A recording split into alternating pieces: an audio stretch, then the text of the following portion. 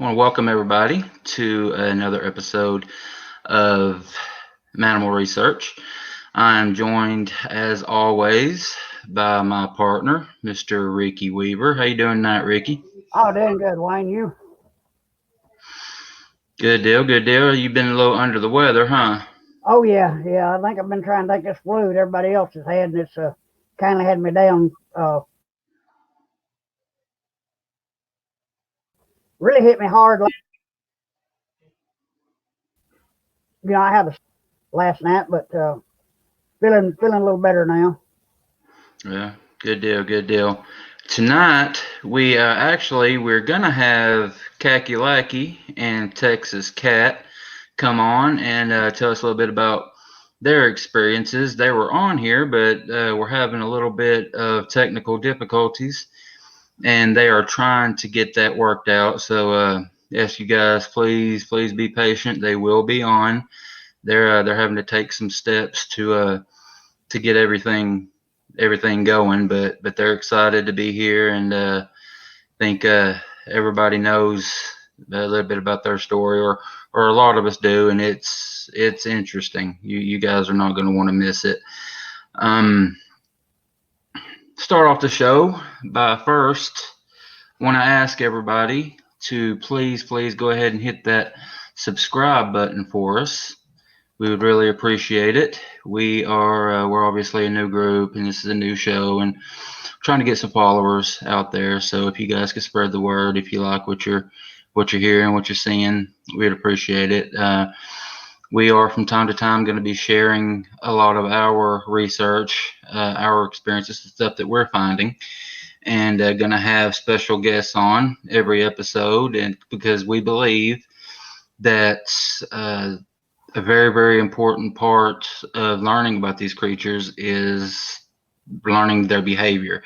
And the best way to learn their behavior is from eyewitness accounts and reports. So that's where you guys come in. We need everybody. If you have had an encounter with the big guy, if you've had a sighting, you know somebody that's had a sighting, please get in touch with us. This is my email right there.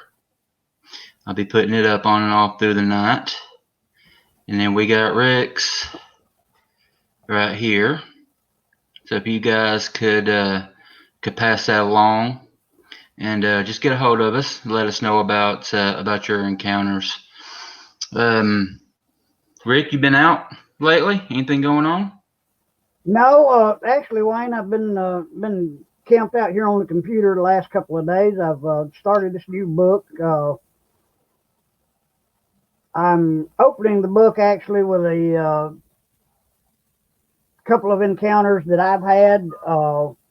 And then it's going into the detail of actually the Appalachian Trail and a lot of encounters that's happened on it with Bigfoot over the last few years. And I'm actually finding a lot of interesting things that's taking place on the trail. Today, for instance, I pulled up one and I thought it was a Bigfoot encounter, but it was actually a murder that had taken place on the trail a few years back, and it was kindly of interesting reading. But other than that, I've been hanging out here at the house. Hmm. Yeah, well, good deal. Good deal. While we're waiting, Rick, have you got maybe a story of an encounter that you could probably read for us a little bit while we're waiting on Mr. Kakalaki and Miss Texas Cat? Yeah, I've got one here that was actually sent to me a few months ago. A guy by the name of Glenn that had an encounter back in November of 2016. They were two people in his party, Glenn and a friend of his, whom he gave his name as Bobby. I don't know if that's the guy's real name or not. Uh, but the encounter was actually a daytime encounter, and it started at like at 6 p.m. in the afternoon, and actually lasted for more than 24 hours. Hmm. Uh, As it's outlined here, I spoke with Glenn and found him to be very honest in relating his encounter story to me. It all started a few weeks before, as he described, when he'd hurt himself and had to take a leave from his duties as a police officer. While recuperating at home, Glenn was contacted by one of his fellow officers, a good friend of his, whom he would only identify as Bobby. Bobby, as it seemed, had relatives who had lived in New York State and had told him about some really big bucks that they had found pics of on their trail cams. They had sent the pics and GPS location to Bobby and invited him up for the weekend to hunt. He, of course, turned to his best friend and fellow officer and offered him a chance at a once in a lifetime buck. Being police officers and never hunting the location, which by GPS indicated showed it to be on the border of both New York State and Connecticut, the two men had purchased both New York and Connecticut big game non resident hunting license. Their journey began at Woodbury Gap trailhead on the Appalachian Trail. The GPS showed them it was a 7 mile hike to their destination. After getting there, after getting their gear together, the two buddies started off on the quest of taking a buck that only came about in a man's dreams late at night while sleeping. Neither man realizing that the quest of which they were about to depart on would change their lives forever. Glenn said that they had walked maybe 4 miles when encountering five men who worked as volunteers with the Federal Forestry Department. The men, all in their 50s to 60s, had stopped what they were doing and engaged the two younger men in conversation. Once Glenn had implied what they intended and the spot where they were headed, both received a stern warning from the five older guys. You boys are more than welcome to do as you wish, but there's some mighty strange things that happen up in these mountains once the sun sets. Why, only yesterday, me and the guys here were working a spot maybe a mile and a half up the trail when we stopped for lunch. We were all sitting on this old blowdown next to a small stream, eating and, just enjoying ourselves when something started throwing small pebbles and acorns at us. At first, we thought it was old Pete here, who only a few seconds before had excused himself and walked off to find a private spot to relieve the old bladder. I'd called him. I'd called him out. I'd called out for him to stop his horsing around and was kind of stunned when he came back in the opposite direction from where the stones and other stuff were being thrown. Once Glenn and his hunting partner had received their warning, they thanked the older men for their information, and with a laugh, Bobby had patted his sidearm, saying there wasn't a thing on God's green earth that could withstand a slug from his 50 cal, not to mention the 308 that was slung over his shoulder. The two young men continued their hike until the evening sun had begun to take its downward plunge. Glenn stopped to wipe the sweat from his brow and suggested they make camp in a small clearing. The area in which they'd stopped to rest was nestled in between two large mountains with a panoramic view of the deep forest that lay before them. Glenn had checked his watch and it was just after 6 o'clock. When they finished making camp at his suggestion, the two had begun to gather firewood for the night after arranging large stones for a fire pit. When returning to camp with a large armload of deadwood, Glenn was struck with a very loud, pungent odor. As he'd explained, it was nothing like he'd ever smelled before, and for him to say that was a lot because of his job with the police as a canine officer. He'd been exposed to some of that town's seedier places, meth labs and murder scenes included. Both men had checked out the surrounding woodland to see if maybe any animal had died and was decomposing nearby. Eventually, the smell dissipated somewhat, and both men began the task of preparing their evening meal. Had placed Glenn had packed in some elk steaks he'd taken the year before while hunting a friend's property in Maine. While grilling the steaks, he noticed the wind had changed direction. The smoke from their fire was now blowing toward them, pushing the smell from the cooking meat high toward the mountain tops. He just started to remove them from the fire when they heard what sounded like someone whistle aloud. As Glenn turned in the direction from where it had come, another whistle sounded out from the trail above them. Thinking it could be lost hikers, both men in return hoping to guide the lost souls to their camp. Whistled back in return of hoping to guide the lost souls to their camp. What came next would make both men regret their decision for years to come.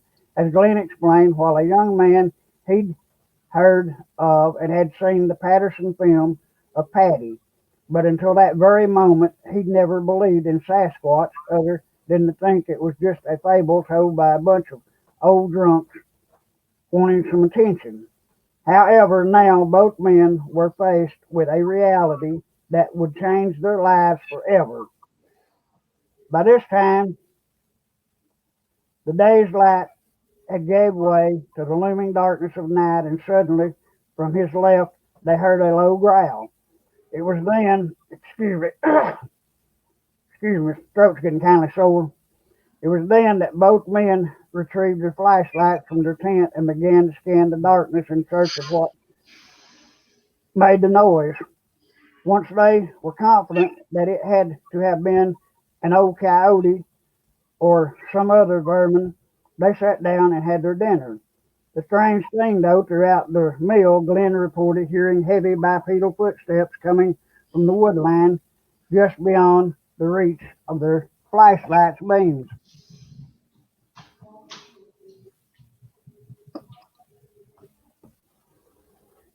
With their nerves a bit frazzled, both tired from the day's hike, both men stoked up the fire before returning to bed. From what he reported, they'd been bunked out for maybe half an hour when from out of nowhere the crashing sound of a large basketball sized rock alerted them to the danger lurking just outside their tent. Both men sprung to their feet and grabbed their handguns, rushing outside as they identified themselves as police officers, warning whoever it was that they were armed and would not hesitate in using deadly force if necessary. It was then that Glenn saw something standing in the shadows beneath a large pine tree about 50 yards from their camp. He quickly motioned for Bobby to look in that direction. Both men were amazed at what they saw. As Glenn explained, it wasn't some 10-foot creature. No, what they saw looked more like a younger boy standing only 5 to 5.5 feet tall. It was black from top to bottom and positioned behind the tree with its upper torso and head exposed to them. The thing had wide shoulders and its exposed arm was long, hanging loosely by its side. Both men, being law officers, instantly thought that it was a younger kid who'd become lost from his family.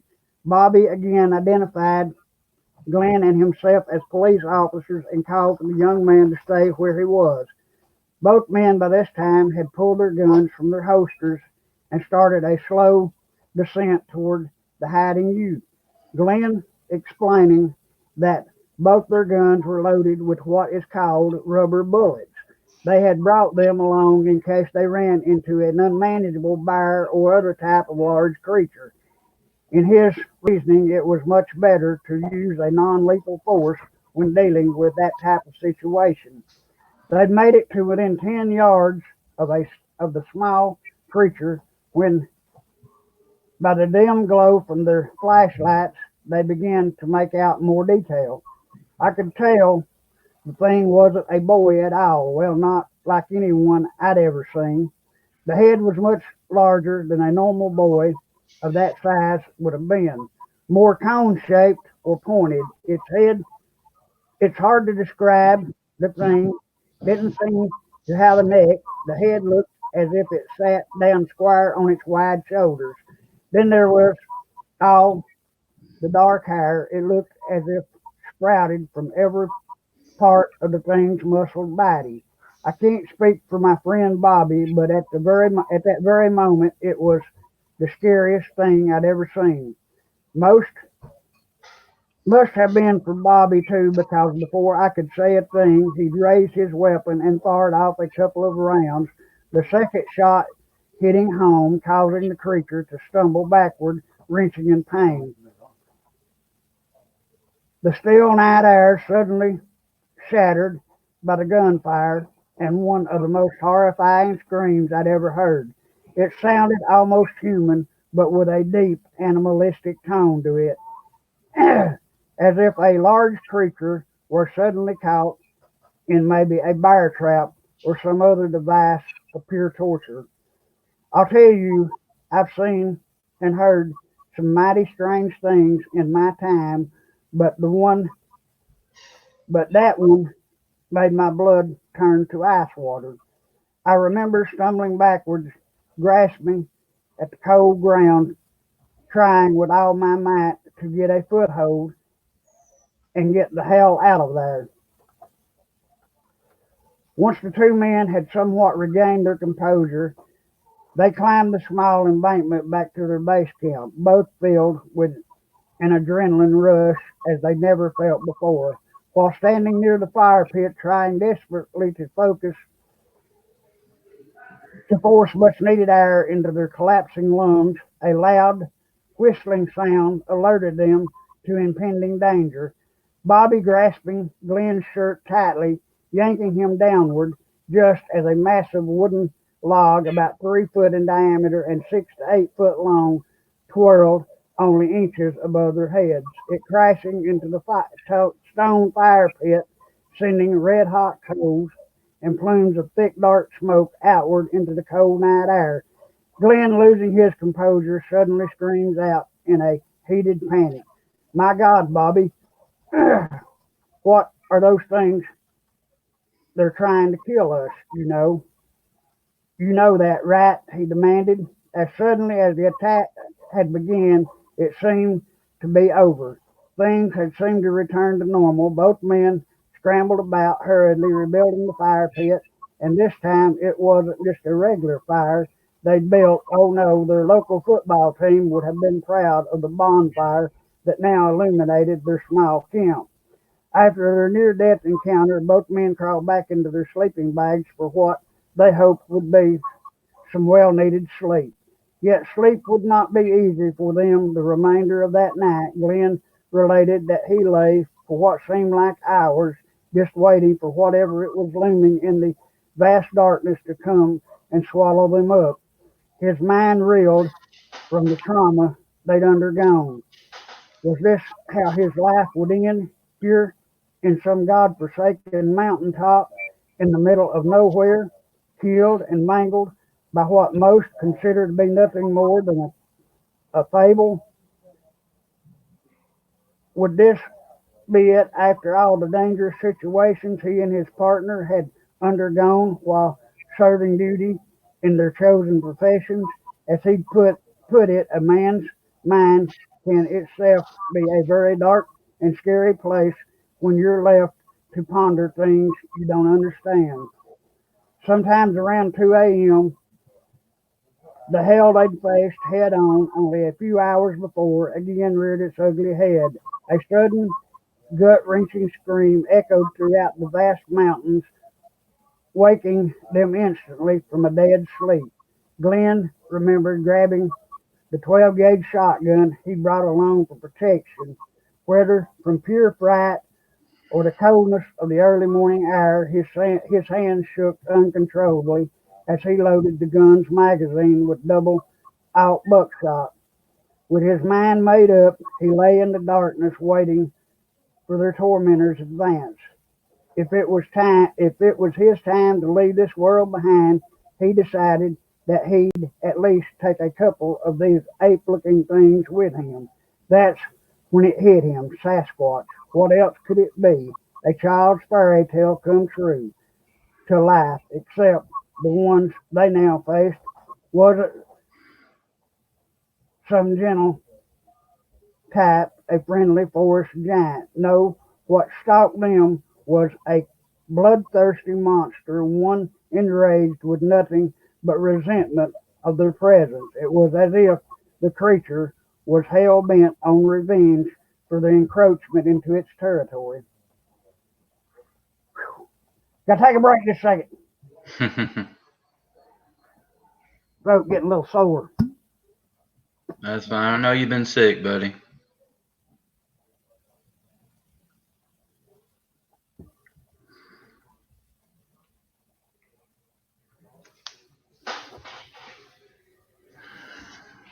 Oh, Again, I want to thank everybody for being patient with us.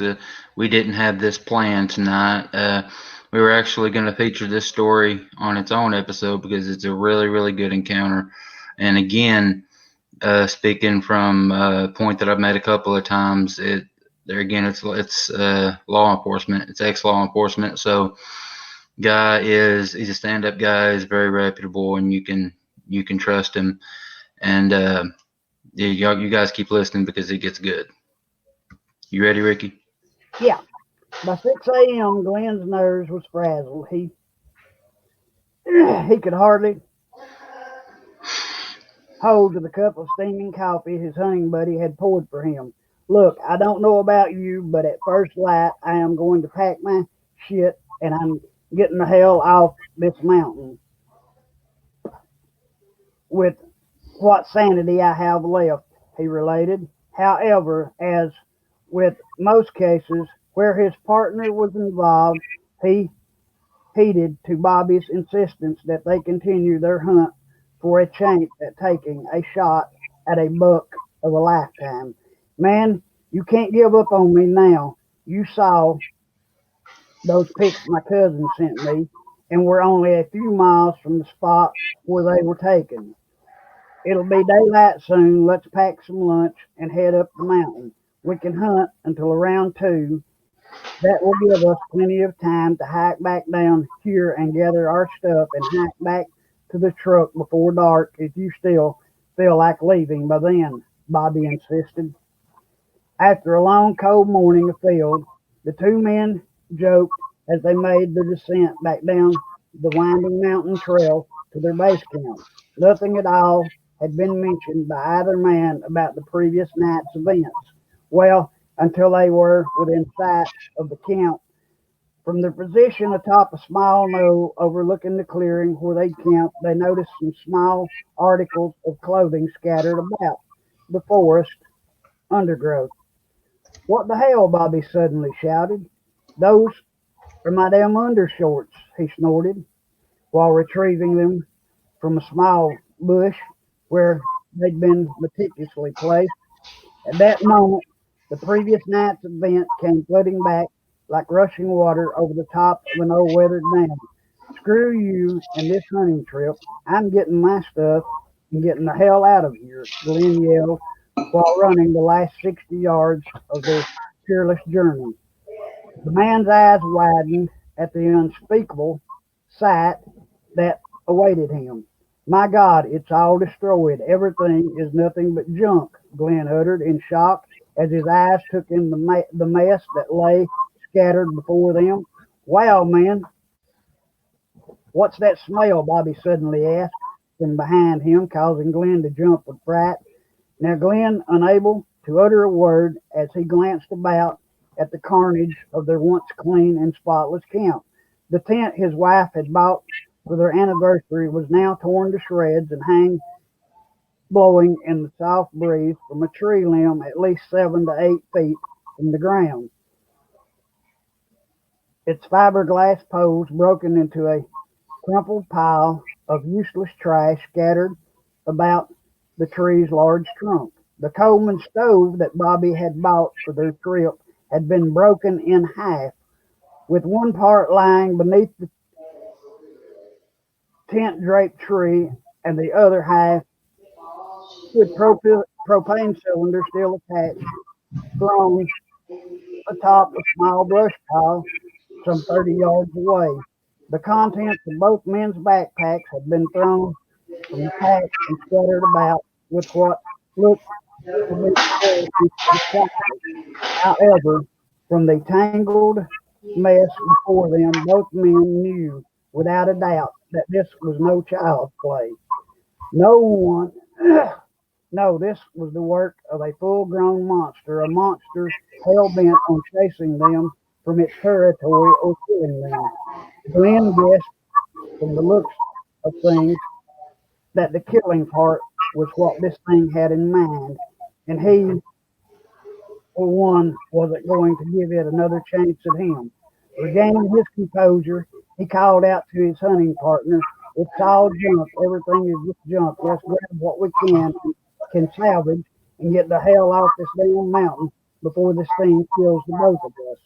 Bobby, who had been hesitant to leave without his big buck, was now in full blown escape mode while rushing about gathering anything of value that hadn't been destroyed. "My God, man, it's our sleeping bags. That stinks. It, that stinks to the high heavens. The damn thing has soaked them in piss," he stammered as he knelt down and ran his fingers across the oily feeling fabric. It was then that Glenn called out from above him, "Don't worry about the bags. Just grab what's left of the stove from the bushes, from the brush. We don't want to leave that propane cylinder so this thing can start a major forest fire," he uttered, while removing what was left of Bobby's .308 from some nearby bushes. The gun's wooden stock had been broken completely away, with only a few splintered fragments remaining attached. The heavy metal barrel twisted into the shape of a salted pretzel. One more thing to be taken off his list of favorite foods, he thought as he tossed it aside. Bobby, making a quick dash down the hill, down the small embankment to retrieve what was left of the broken stove, suddenly stopped dead in its tracks as a loud, mournful cry ripped through the late afternoon breeze. "Screw that shit! That thing can have that propane tank."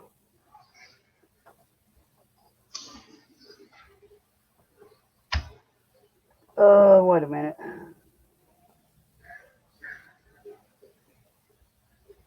"Screw that shit! That thing can shove that propane tank up its ass and have a blast while doing it," he called out, while turning and making a dash toward the well worn trail that lay only yards from them.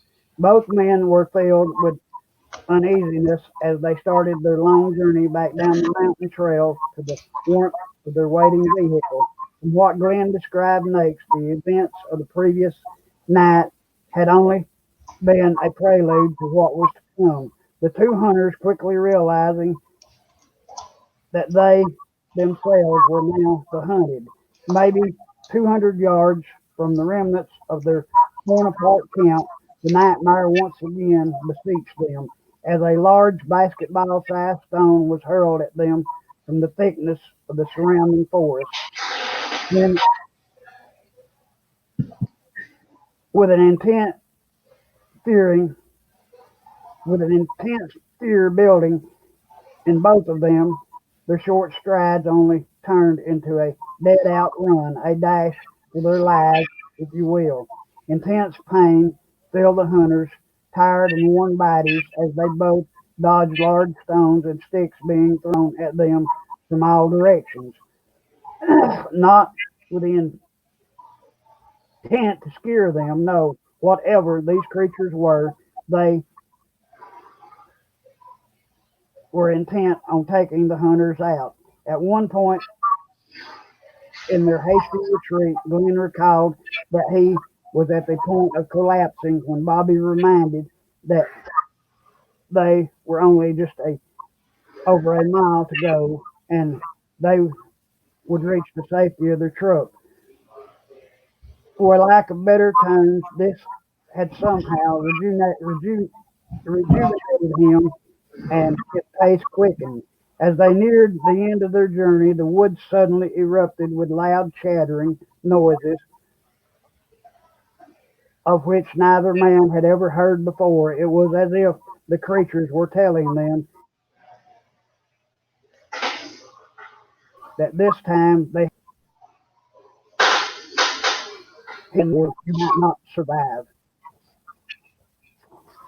That's it.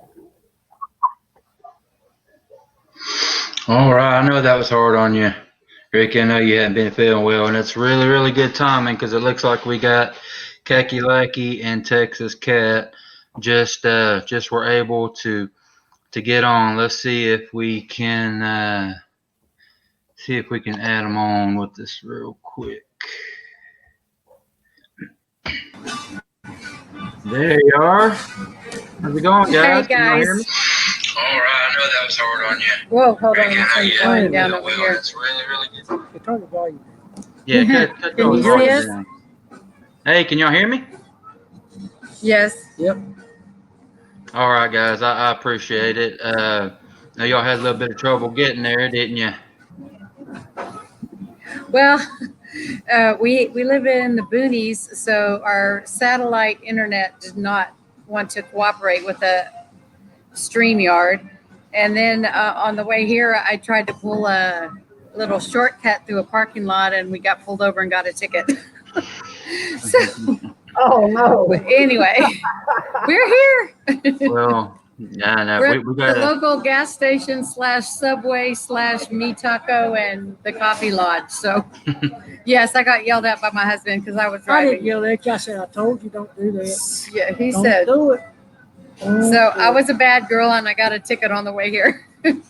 Well, I'm sorry about that, guys. Maybe we'll have a real good It show and happens. it'll be worth it. Uh, now, Texas Cat. You go by Texas Cat or what can I call you? Cat's fine. Cat. All right, guys. This is Ricky. Didn't get a chance to introduce y'all before the show. Hi, Cat. Hi, Khaki. Hey, how Sorry you doing? about your trouble there. Well, Thank you. You know how it is when you live in the boondocks. Oh yeah. Okay, guys.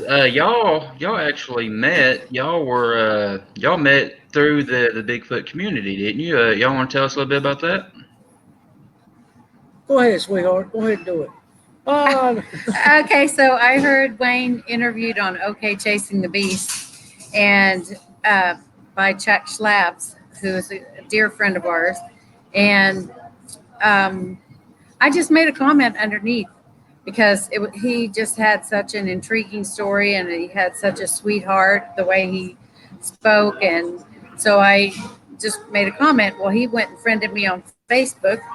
And then we were on Lady in the Woods listening to her broadcast and we started chatting amongst one another. And then ended up, he took it over to Facebook and then we started talking, and then it was like for hours and hours and hours. Like sometimes, like one time was 1.5 hours straight that we talked on the phone, and so we just really got to know each other and each other's hearts, and we just both heard from God that this was what He wanted for both of us.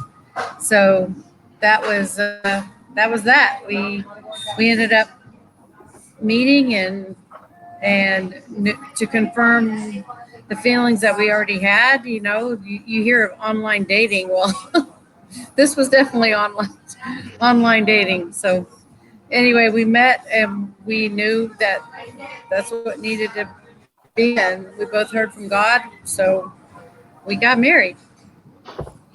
Good deal, guys. See, look at that Bigfoot bringing people together. Who knew it? That's right. Mhm. Who knew? So, Khaki, uh, What was your thoughts on Bigfoot before your first encounter? Were you a believer? What did you think about it? Well, I've been a believer since I was 7. Depends on what you're Cat. talking about. Oh, I'm sorry. I thought you said cat. All Oh, right, did he either say one's cat? fine. Okay, go ahead. Go ahead. You go first. Ladies first. No, what did you say? Who were you asking? No, I asked Khaki, but it's fine, Cat. That's okay. Go ahead, sweetheart. You done started. Well, I've been studying giants from Genesis 6 in the Bible and end times prophecy for several years. And I, some of my favorites were Steve Quayle and Derek Gilbert and Tom Horn and Tim Alvarino and Liz talk that just kind of led me into Bigfoot videos. And it was, I saw the Patterson Gimlin film when I was a kid, and my family never said that they didn't exist. So I didn't have a paradigm or a pre existing notion about it. And the more videos I listened to, the more interesting it became. And then I heard about dogmen and, all the other cryptids. So it was about 3 years of study up until this point. So that's how I came into it, and till I had my first experience. So anyway, I'll let Wayne talk about it next because his is way more interesting than mine. Okay, same Me, same question to it, you, Khaki. alrighty, here we go. With me, I didn't believe them, but I lived around them all my life, heard sounds all through the woods when I was growing up, had some experiences. I remember a time back when I was 3 years old, went outside with my grandma, walked around, happened to just, how a little 3-year-old toddler does, it kind of wander off. Well, I wandered off back behind the smokehouse where they did a lot of smoking, smoking meat, and didn't realize that there was something back behind there that screamed at me and hollered and it just tore me all to pieces. My grandma come around and picked me up, pulled the gun out, shot it straight into the ground, carried me in the house. I said, "What was that?" She said, "Never mind." So later she told me it was a booger, and I figured I didn't know what that was and what she meant by it was a booger. But that was probably my first experience before I even believed in it. And it took years and years before I actually found out, let's say 3 years ago, that I actually started looking at videos on YouTube and seeing that, you know, okay, there's got to be something about this. I'm looking at it, checking it out.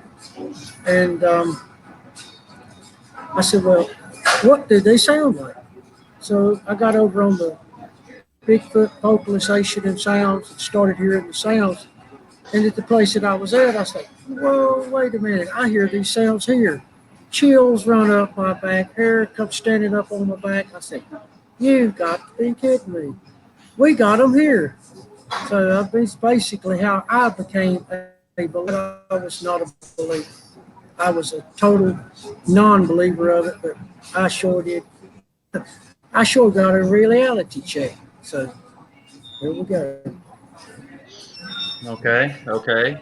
So you got introduced to them like that. Now, what about your first interactions with them? I know that you and I talked, and you said that you were out in the field and you were hearing the screams and the vocalizations and everything. But what about the first time you actually had a visual, and how did that go down? Well, the first time I had a visual, I was doing some uh, what you call rock, looking for gold, doing some prospecting in a creek, and a lot of times I'll just sing to myself as I'm going along, just because I love to sing. Just I was by myself. I thought, He's an awesome singer. no, I'm not. Thank you. And I happened to look over and see something. As I looked up the creek bank, I seen something bounce back over behind a tree. And I started looking. I said, wait a minute here. I said, what are you? Who are you? And I said, hey, I know you're there. Turn, let me see you. He's popped an eye out, and I looked at him. I said, chills run up my back. I looked at him. I said, "Well, I know you're there. You might as well." He stepped on out. I looked, and it was a juvenile booger that I ended up nicknaming Drummer Boy. When he needed reaction or wanted interaction with me, he would always tap a tree and get my attention and have me come down there. And it got to the point where we got really close and had a really, really good interaction. And another time I was down there prospecting and never found any gold in this creek. I was looking at him and he looked over, just slightly turned his head and neck all and his whole torso over and looked over. I turned and looked over to my right and I seen his mama, daddy, and his other brothers and sisters who stood and looked at. And I looked and I looked back at him. I looked at him again and he looked up and said, "Woo," did a owl call.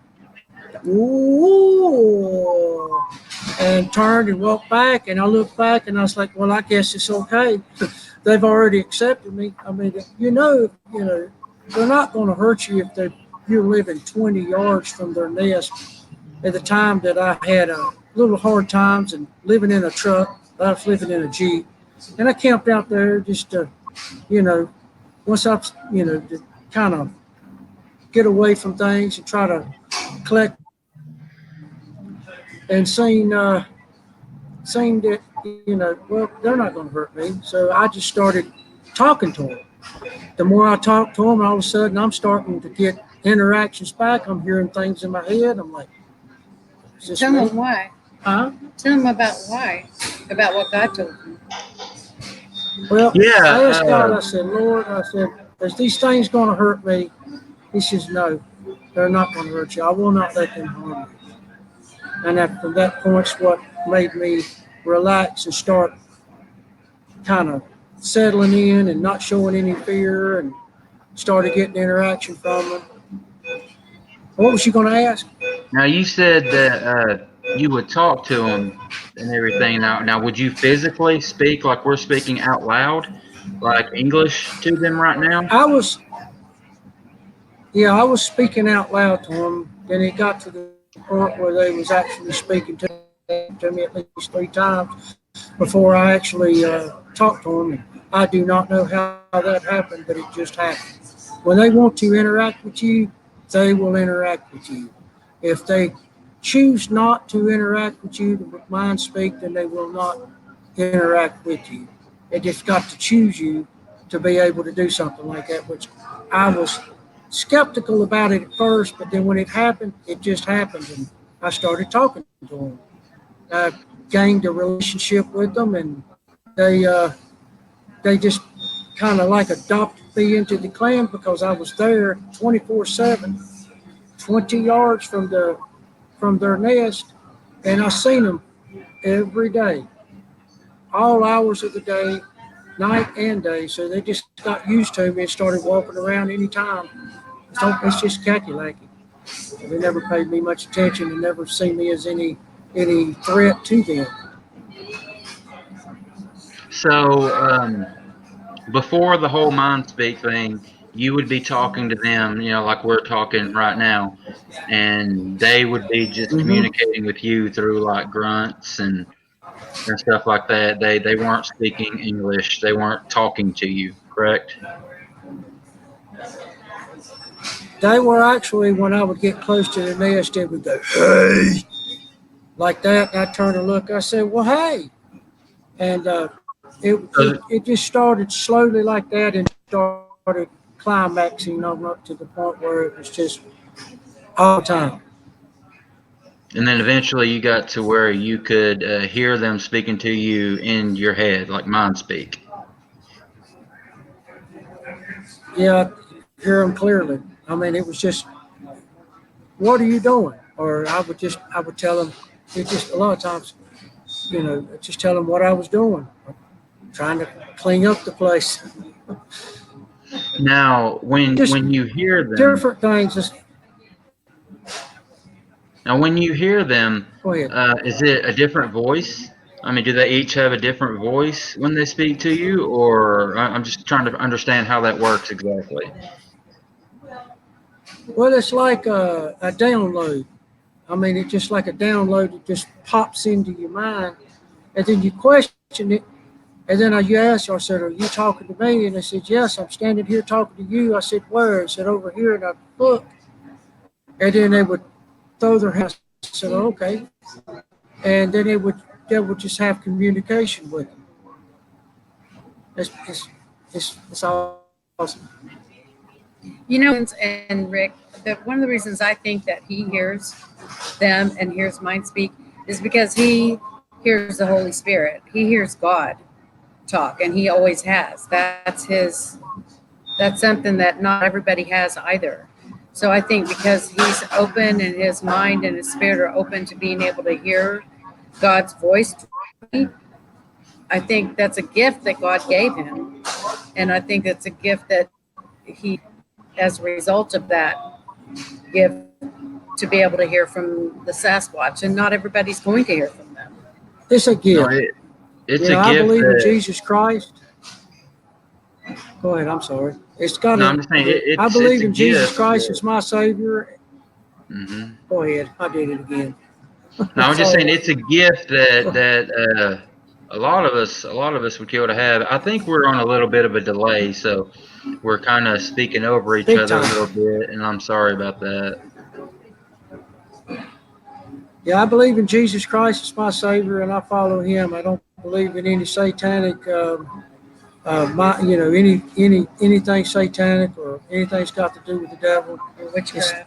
or witchcraft or anything like that. It's all Jesus Christ, Holy Spirit. So, I mean, it's a gift that God gave me, and I didn't ask for it. I didn't. I just received it. It just happened. It's something that God gave us before the foundation of the earth and appointed for us, and to fall into it, and it just happened. And it's, you know, Yeah, now, that's all I can say. Rick, if you got any questions, anything you want to know, buddy, jump on in there and ask. Hey, I'm sitting here listening to the encounters that he's had and enjoying it. Go right ahead, Wayne. You're doing a fantastic job. All right, now, Kat, I'm assuming that eventually you got to a point where I'm assuming that you went to North Carolina to meet him, and you started to witness some of this. What was that like? Take me through the first time you had any experiences with him. Well, it was before I met Wayne, but I owned, or we owned, 40 acres in Arkansas in the Ozark Mountains. And I was there with a friend of mine, and he was up on the mountain. It's like a mountain that comes down to a creek and then goes back up another side. So we have a north and a south facing mountain on this property.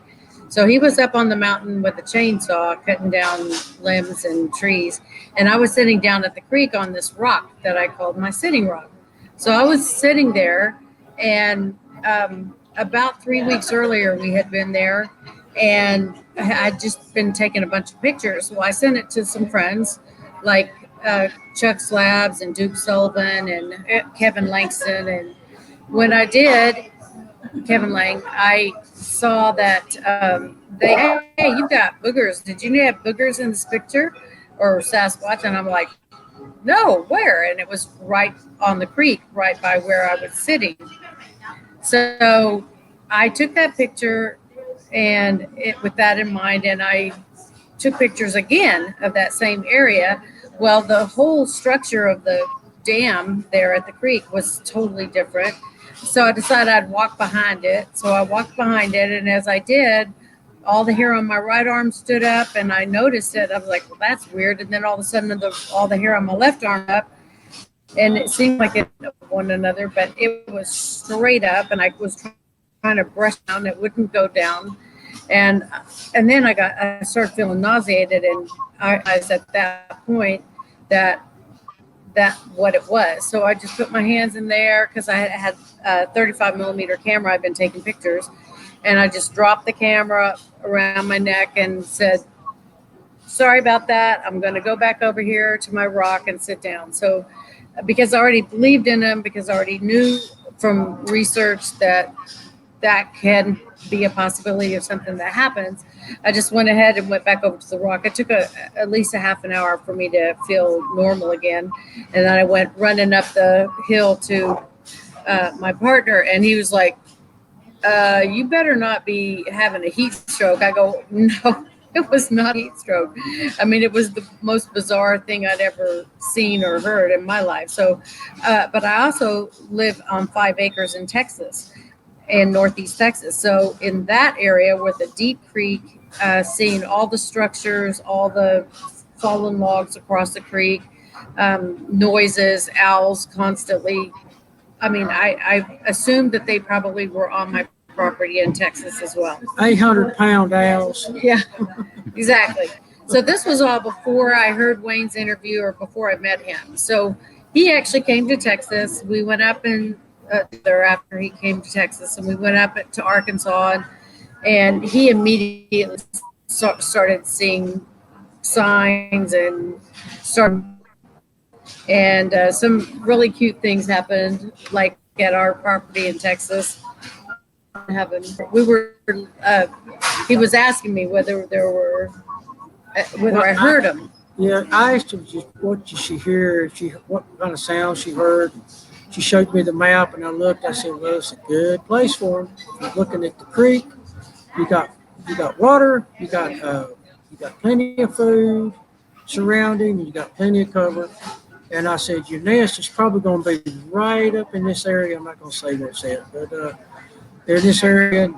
The time I showed up, we stepped outside to burn us a little fire on the little bonfire. Fire pit. Yeah, fire pit. As soon as I stepped out, I started hearing these owls. It's 3 different places. Then I heard them in 4 different places. And then they got closer. "Oh, we got a bunch of owls." I said, "Owls are very territorial." I said, "That's a big old 8 to 1,000-pound owl." I said, So we sat down where we, had the fire. On the They deck. kept getting a little closer, and I said, "Sweetheart," I said, "you hear that?" I said, "They close." Sat there for a little bit. We talked, and then all of a sudden, you didn't hear them anymore. I said, "Hey, you know why you're not hearing them anymore?" And she said, "Why?" I said, "Because they're right here." And immediately after I said, "At the deck right there at my feet."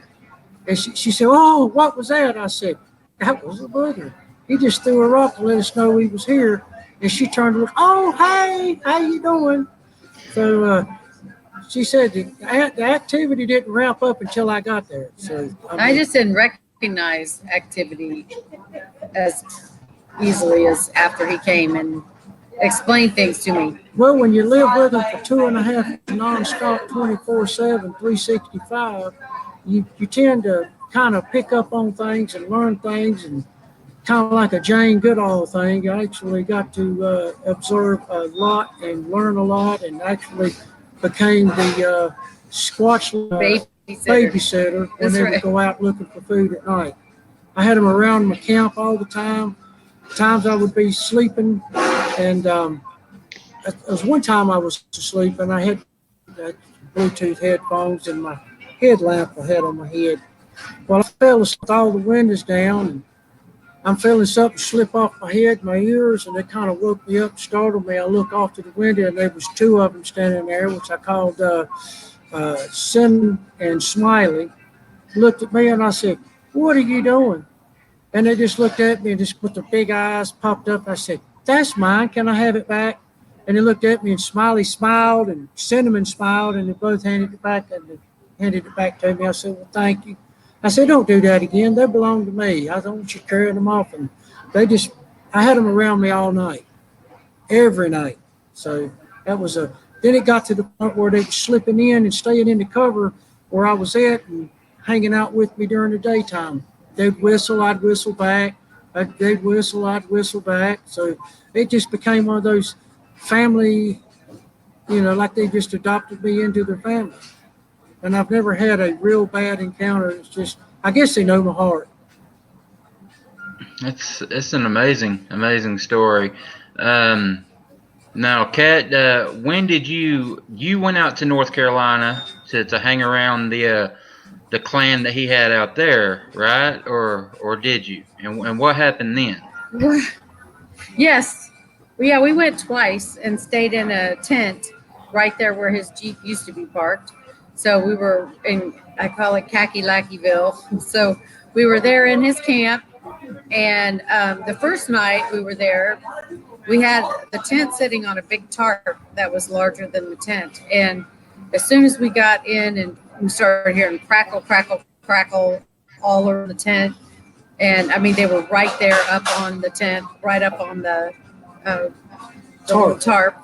And then Wayne fell asleep before I did. As soon as he started snoring, oh my gosh, it just got so loud with all the noises and the chatter of the trees. And it was like, oh my gosh, this is exactly what we're talking about. Now, I didn't, well, obviously the lights were out and it was dark, but I mean, I was so filled with wonderment, I could not even go to sleep. It was really a cool night. So that was a really fun time. We were there for about 9 days in the tent that first trip. The second trip, we went back to get.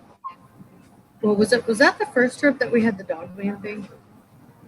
That was the first trip that we had that Okay. Into those 9 days, we had a really hairy night because he was hauling a bunch of stuff out of his storage unit into our trailer, and it was a 23-foot trailer, so it was a lot of work. And it was the middle of the night because it was just so hot during the daytime, we couldn't work. So we would like sleep in the daytime and get up at midnight and go and start working, hauling stuff into the trailer. Well, he was inside and I was out, I guess by the truck or in the trailer. I was in the trailer. No, you were in. Yeah, the storage unit. I was in the trailer. And all of a sudden I heard this really loud, these three howls that were, I mean, it's hard to describe. I call it a howl, but it was just a sound like I'd never heard before. Screeching howl. And three times in a row. And then right after that, I heard 1, 2, 3, 4, 5, like pounds, really, really loud, like earth-shatteringly loud knocks. And I remember him telling me a story about when there was an intruder that came into his camp and his troop, and that was the Alpha Chief's sign for all the sentinels to get in place and be to be on guard. And so as soon as I heard that, I went running in and told him, and he comes running out, and he was listening. And I mean, I don't remember if we heard anything right then. We sat on the back of the truck, and then we were hearing these little taps, and it sounded close, but it sounded like 10. It was a really weird sound. And then he said the next day, he's like, oh, there's a little tractor that's right within 20 feet of where we were sitting, behind the tree line of that was his protector booger that was there, that crow who was sitting there tapping on that. Yeah, I call him Crow. He was trying to tell us to get in, and finally I just clicked in, and he told me, he said, get in the truck. I said, why? I said, there's danger. So I said, Cat, we need to get in the truck, because we tailgate for a while. I said, we sat in there for a little bit, and about an hour or so, my stomach started growling, and the cooler was in the back. So I got out to go to the cooler to get something, and as soon as I stepped out, he said, what are you doing? I said, I'm hungry. Get in the truck. There's danger. I said, what kind of danger? The kind you don't like that you told us to get rid of. The three that we got rid of before, which is dog man. And I said, hold on, okay, I'm getting it. So I got my 2 candy bars, which was peanut butter. I mean, not peanut Power butter. bars. Uh-huh. Protein bars. Yeah, protein bars, flavored peanut and chocolate. And so I sat back down, and then we sat till about 5:30. But the noise was just, there was howls, there was no whoops, but they were howls, they were tree knocks. There were 2 really loud screams that sounded like a woman being killed. Yeah, it sounded From like a far woman off, being but killed. And when she not told me that that, I far knew off. exactly what she was talking about. Oh my gosh, that was awful. So, yeah, that was from what I've heard. I think that's the dog man, and they said it was a dog man, and the Alpha Chief took care of it. He's almost 13 foot tall. He's 12 foot tall, and he had four, which was a crow and a couple, and Cleon and a few others that was there that was surrounded while he cleaned the house. All they got to do is just get a hold of a dog man, and it's over with. You know, you hear people saying, "Well, the dog man, he's got teeth, he's got claws, and everything else. You know, he's pretty bad." But from what they told me, they took care of the problem. I will not be bothered with them anymore.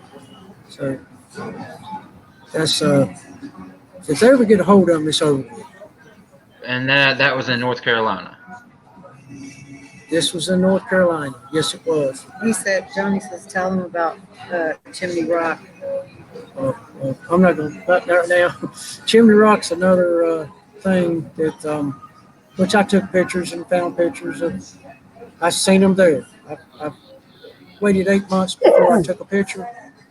You took the picture, but I waited took a picture and I look at didn't look at it for 8 months. And finally I looked at it. I kept hearing the Lord say, "Look at the pictures, look at the pictures." Well, it took me 8 months before I finally looked at it.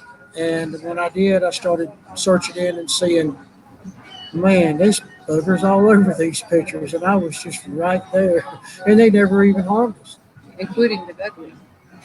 Yeah, the Gugly is a type 3. I've got a picture of a Gugly. It looks like a baboon. I'll send you when we get off. I'll send you that picture. Okay. We just had a question. One of our viewers wants to know. That's actually our research partner, Derek Walls. There, he wants to know what part of North Carolina was you in? Uh, I don't want to enclose that, but my boogers where I was.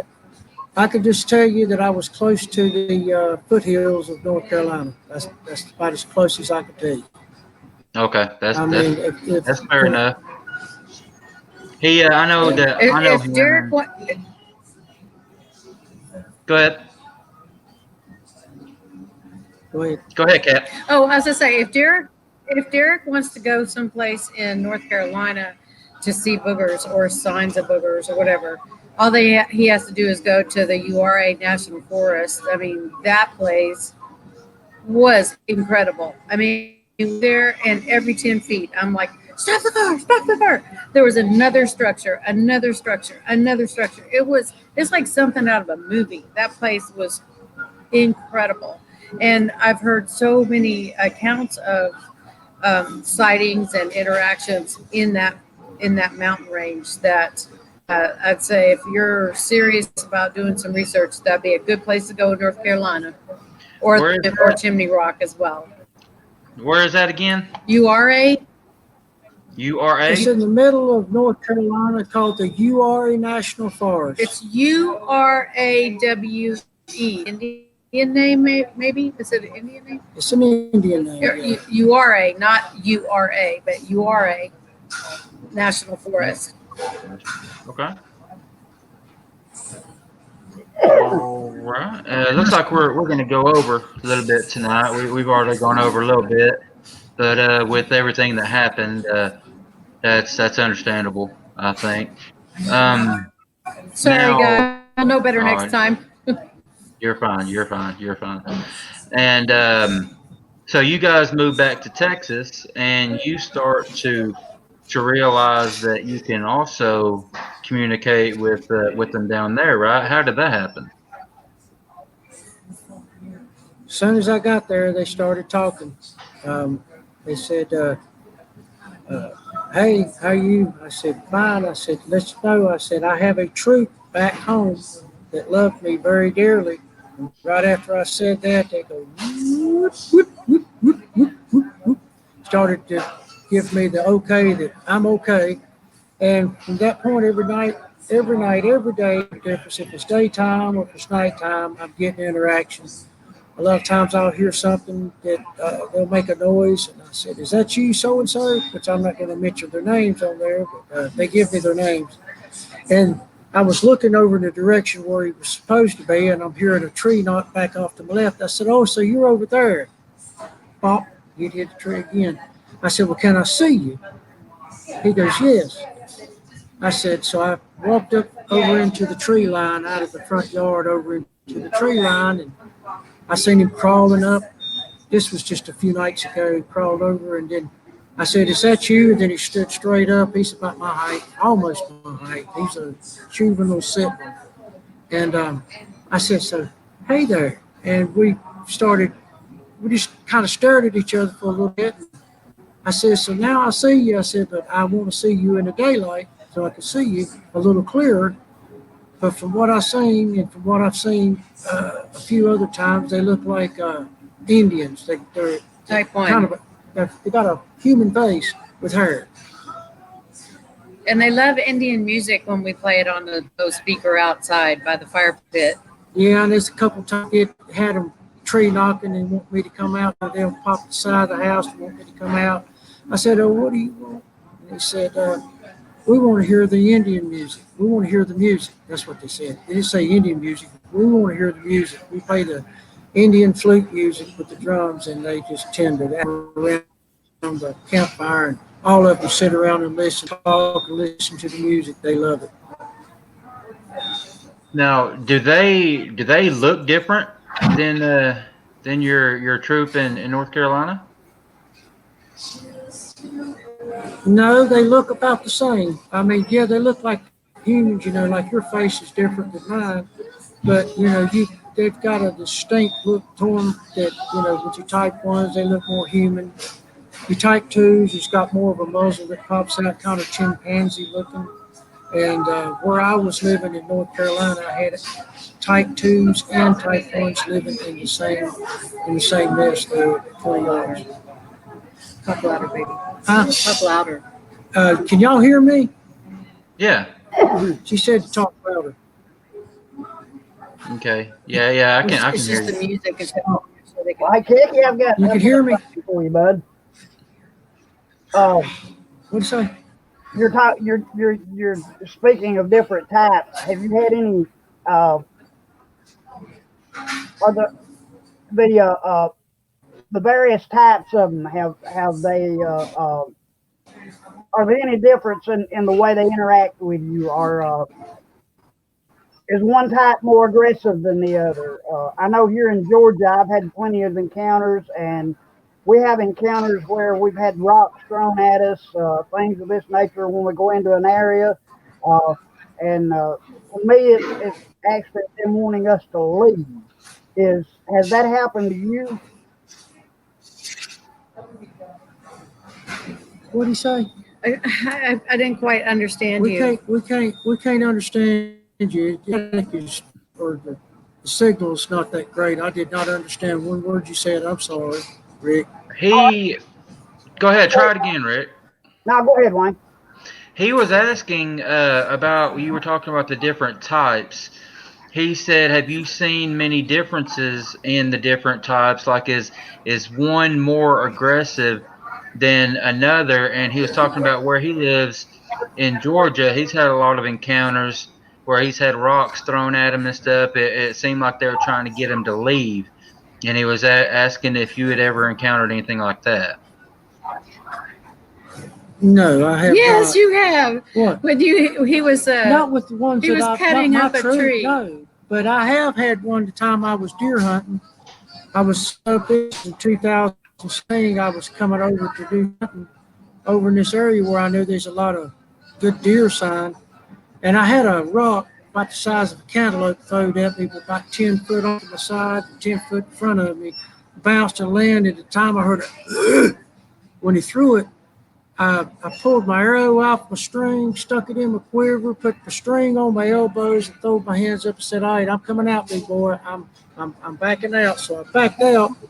About 2 days later, I heard a major battle with the Bigfoot that lives in my troop where I was living. Sounded like two bulldozers with no motors running, and hearing grunting, slamming, sticks breaking, and I mean it went on for probably 20 minutes, but it ended. It was the alpha where I live took care of a another one that was coming in trying to usurp his authority. Usurp. Usurp. I'm from North Carolina. I talk Kakalaki redneck, so that's just the way it is. But he forgot about what happened a month ago on our property because he was using a chainsaw to cut up a huge tree that they had pushed over. Yeah. And we're totally surrounded by tree line, and so one of the trees had fallen down into like the lawn. He was cutting it up, and our so one of the sentinels mans that area was throwing rocks at him, and they were whizzing past him, maybe 10 feet away. So Rick, when you say that they're throwing rocks at you, they didn't ever hit you with the rock, right? No, no. Okay, so I think the throwing of rocks or acorns or sticks or whatever they throw, it's more of a warning. Perhaps you were close to their nest, but perhaps you were close to their female, and that, or maybe it was a sentinel, and that's their job to keep that area free of humans or free of whatever. So, but sometimes they just want a reaction out of you. So I mean, we immediately, when they were throwing rocks at Wayne, we knew why, because they didn't like that loud noise and they didn't like us cutting up that tree. That was a really good post for them to hide behind to watch us. So Wayne apologized. I went over and apologized to him. I took him a bunch of these huge white acorns, which they didn't touch. So I guess they don't like those, that kind. But I mean, we would just lay things on our little dining room in the woods. It's a rock chairs around it, and then with sticks, and we call them glyphs, but maybe that's not the term for it. But I mean, we do know that they throw stuff, and it's usually in reaction to get a reaction from you, because encroaching on a sacred area, maybe like I said, like a nest or maybe a graveyard or where their babies are. Yeah.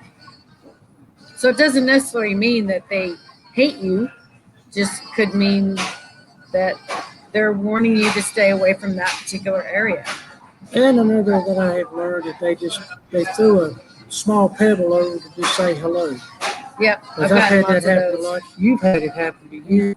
She got a pebble thrown at her, landed right close to her feet, and she had an acorn thrown at her. Right after there that. There was a sentinel there around the barn where we live now, and she just looked up, oh, hello, good morning. Good morning.